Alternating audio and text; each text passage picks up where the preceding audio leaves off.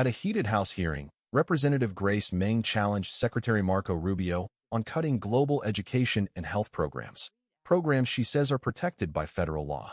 During your review of foreign aid, you personally canceled all international basic education programs. This is statutory. Under federal law, you are required to spend these funds.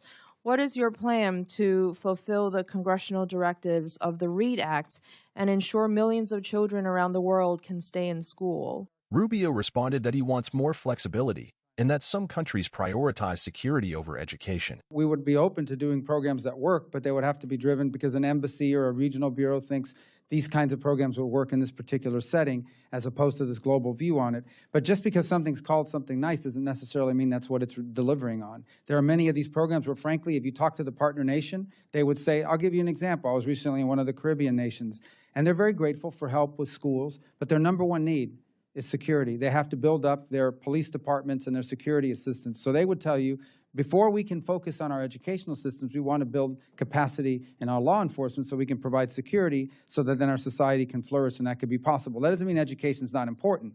It just means that the nation has identified that as a more important need, and we want to have the flexibility to be able to prioritize what could be most helpful.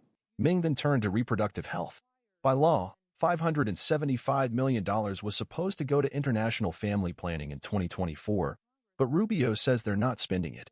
You are statutorily required to spend $575 million in bilateral international planning awards, as Congress provided in 2024. What is the plan?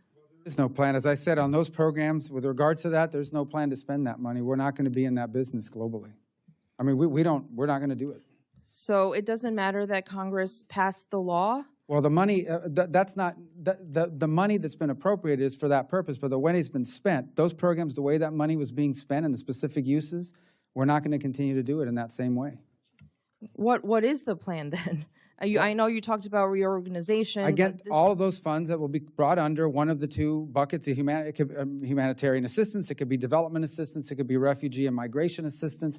We will work with Congress to find a way to channel those funds in a way that comply with the statute, but at the same time are not funding activities that the administration feels is outside even the purview of the statute.